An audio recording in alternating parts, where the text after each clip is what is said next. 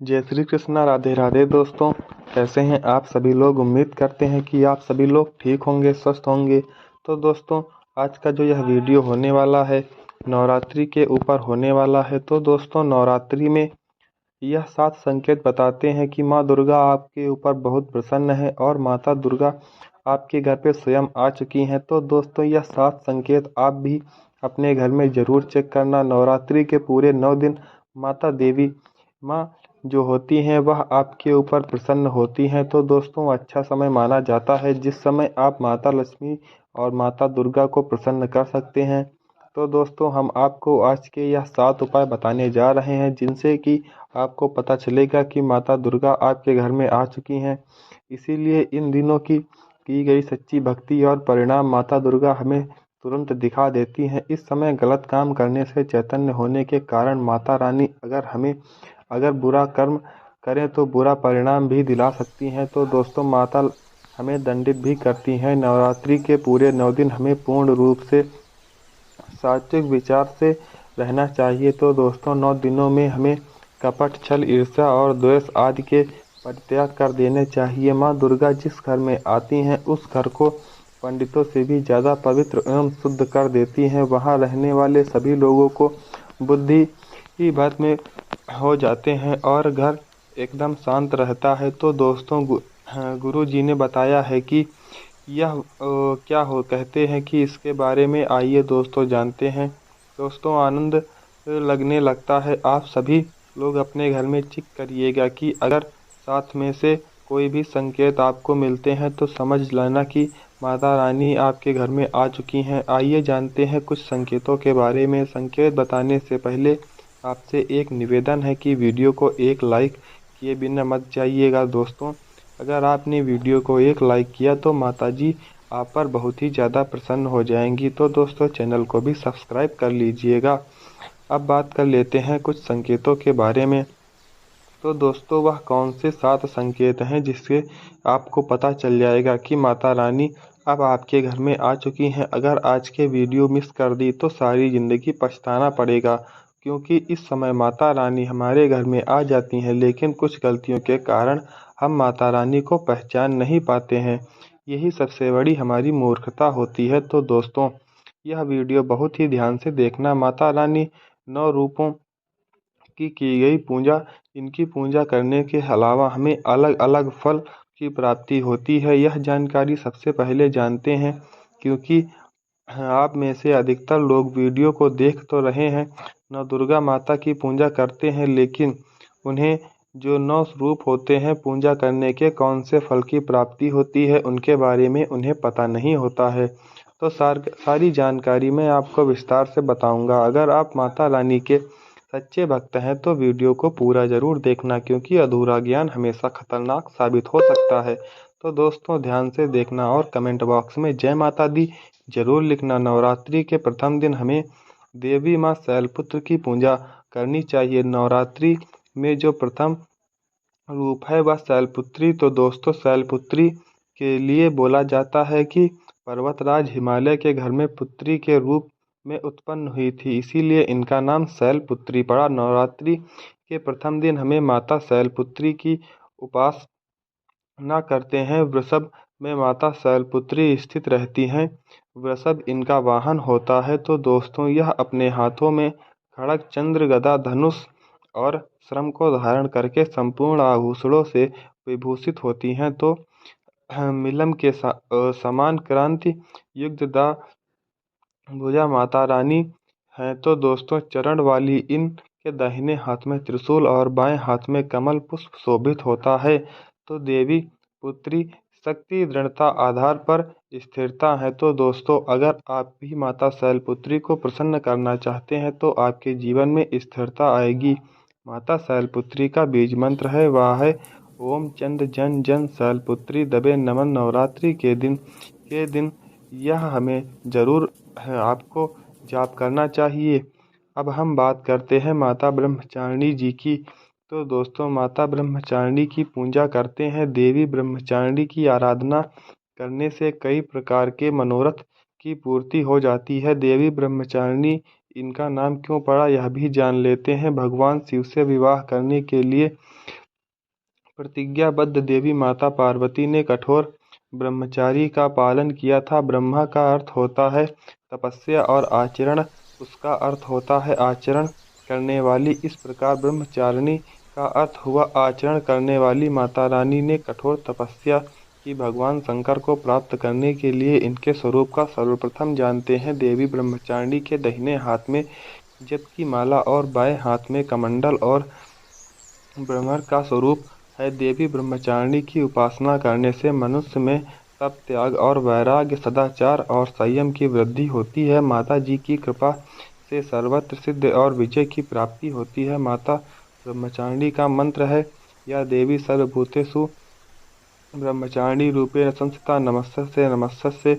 ये दिन माँ चंद्रघंटा की पूजा करते हैं दोस्तों। अब उसके बाद अगले दिन हम लोग माता चंद्रघंटा जी की पूजा करते हैं। इस दिन देवी के मस्तक पर घंटे का आकार का केंद्र बना हुआ होता है, इसीलिए माता का नाम चंद्रघंटा पड़ा है। इसे जो चंद्र है यह भयंकर है। घंटे की ध्वनि से यह सभी दुष्टों का और सभी बुरे दुष्ट व्यक्तियों का भी नाश करती हैं, इसीलिए माता का नाम चंद्रघंटा पड़ा। इनके स्वरूप जान लेते हैं। माँ के शरीर का रंग स्वर्ण के समान चमकीला होता है दोस्तों। इनके 3 नेत्र हैं, 10 हाथ हैं। इनके कमल, गदा, धनुष, बाण, खड्ग, त्रिशूल और अस्त्र शस्त्र लिए हुए हैं। ये आसन पर आरूढ़ हैं तथा युद्ध में लड़ने के लिए आमुख रहती हैं। माँ की कृपा साधक के समस्त पाप बाधाएं और जो परेशानियां आती हैं वे नष्ट हो जाती हैं। देवी की कृपा से जातक पराक्रमी और निर्भर होते हैं। अगर आप भी माँ चंद्रघंटा जी की पूजा करते हैं तो आपको निर्भयता की प्राप्ति होती है। और देवी माँ चंद्रघंटा का मूल मंत्र है चंद्रघंटा देवी नमो नमः। नवरात्रि के चौथे दिन माँ कुष्मांडा जी की पूजा करते हैं। अब कुष्मांडा क्यों नाम पड़ा माता जी का नाम से भी सुन लीजिए कि माता कुष्मांडा है, क्योंकि माता ने सृष्टि का निर्माण किया है, इसीलिए माता का नाम कुष्मांडा पड़ा। माता रानी के 8 भुजाएं हैं। यह 8 भुजाएं कई प्रकार की हैं। यह 8 प्रकार के सिद्ध होती हैं। हाथों को प्रदान करने वाली कही गई हैं। इनका वाहन सिंह होता है। कुष्मांडा माता की आराधना करने से जातक के समस्त रोग शोष जो होते हैं वह मिट जाते हैं। माता हमें आयोग, यश और बल तथा आरोग्य प्रदान करती हैं। माता का मूल मंत्र है कुष्मांडा शर्मिंदा न। महानवरात्रि के पंचम दिवस का माता स्कंद माता जी की पूजा की जाती है। शैलपुत्री ब्रह्मचारिणी बनकर तपस्या करने के बाद भगवान शिव से विवाह किया। तदंतर स्कंद उनके पुत्र बने थे, अर्थात कार्तिकेय जी जो हैं वह उनके पुत्र बने थे, इसीलिए माता स्कंद माता कहलाती हैं। तो स्कंद भगवान को अपनी गोद में हमेशा बैठे हुए माता रानी, इसीलिए इनका नाम स्कंद माता पड़ा। और छठवें दिन माता कात्यायनी की पूजा की जाती है। तो दोस्तों माता कात्यायनी जो है कठिन तपस्या से प्रसन्न होकर और इनकी इच्छा अनुसार उनके यहाँ पुत्री के रूप में पैदा हुई थी। तो दोस्तों आरुषि कात्यायन ने इनका पालन पोषण किया था, इसीलिए इनका नाम कात्यायनी पड़ा। माता लक्ष्मी जी माता कात्यायनी जी की भक्ति जातक को धर्म और काम, मोक्ष चारों फलों का प्रदान करती हैं। साधक अलौकिक तेज और प्रभाव से युक्त हो जाता है। जो 7वां दिन होता है वह होता है माता कालरात्रि का दिन। तो दोस्तों माता कालरात्रि संपूर्ण प्राणियों की पीड़ा हरने वाली, अग्नि भय, जल से भय, रात्रि भय को दूर करने वाली होती हैं, क्रोध और शत्रु को नाश करने वाली हैं। इनकी पूजा करने से हमें अभय का वरदान मिलता है। तो दोस्तों जो 8वां दिन होता है अष्टमी का दिन। दोस्तों नवरात्र की अष्टमी का दिन नवरात्रि का जो अष्टम स्वरूप की गई है माता माँ गौरी, माँ दुर्गा जो अष्टमी स्वरूप हैं। माँ गौरी का हिमालय में तपस्या करते समय गौरी का शरीर धूल मिट्टी से ढककर मलिन हो गया था, जिसे शिव ने गंगा जल से धोकर के मल को बाहर निकाला था। तो दोस्तों इसीलिए जो 6वां दिन होता है वह माता दुर्गा का होता है। अब दोस्तों बात कर लेते हैं कुछ संकेतों के बारे में, जिन संकेतों को मिलने से आपके घर में माता आती हैं। तो दोस्तों नवरात्रि में मधुमक्खी आती है तो समझ जाना उस घर में माता रानी आ चुकी हैं, क्योंकि जो मधुमक्खी है यह माँ दुर्गा का स्वरूप कही गई है और यह आपने पूर्ण स्वरूपों के दर्शन कर लिए हैं, अर्थात नौ दुर्गा के दर्शन कर लिए हैं, सेविका बंद करके आती हैं तो समझ जाना आपके घर में माँ दुर्गा आ चुकी हैं। तीसरा संकेत जो कि ज्योतिष माता का तेल गति में जलना है। जी हाँ, अगर आपके अपने घर में माता रानी जी की प्रसन्नता के लिए भक्ति प्राप्त करने के लिए ज्योति स्थापित करके रखी है और अगर ज्योति की जो लौ है वह तेज गति से जल रही है तो समझ जाना कि ज्योति के समक्ष स्वयं माता रानी खड़ी हुई हैं। तो दोस्तों आपको भी अंतरात्मा से माता रानी के होने का एहसास होगा। तो इन संकेतों को भी पता चला सकते हैं दोस्तों माता रानी आपके घर में आ चुकी हैं। चौथा जो है वह बहुत ही अद्भुत होने वाला है। तो दोस्तों जो चौथा संकेत होने वाला है यह संकेत नवरात्रि में दीपक की बाती में अगर फूल बन रहा है तो दोस्तों दीपक की बत्ती में अचानक से फूल बनने लगे तो समझ जाना कि नौ दुर्गा माता आपके घर के ऊपर बहुत ही प्रसन्न हैं, आपके घर के ऊपर पूर्ण रूप से अपनी कृपा बरसा रही हैं। और दोस्तों जो पांचवा संकेत होने वाला है तो दोस्तों अगर आपके घर में बार बार काली चींटियां निकल रही हैं तो समझ जाना कि आपके घर पर माता लक्ष्मी जी की और माता रानी दुर्गा जी की कृपा आपके घर के ऊपर बनी है। तो दोस्तों और जो छठवां संकेत होने वाला है वह आपके घर पे अगर सुगंध आने लगे, ठंडी हवा चलने लगे तो समझ जाना माता रानी आ चुकी हैं, अपने होने का एहसास हो रही है। तो दोस्तों जो सातवां संकेत है वह छोटे कपड़े पहनकर अगर आपके कोई याचक आ जाए तो समझ जाना माता रानी आपके द्वार पर याचक बंद करके आ चुकी हैं।